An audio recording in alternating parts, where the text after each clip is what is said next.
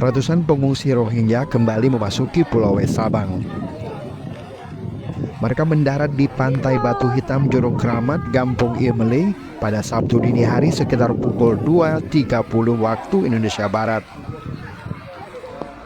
Hingga Sabtu pagi warga Rohingya masih berkumpul di pinggir pantai setelah turun dari sebuah kapal kayu.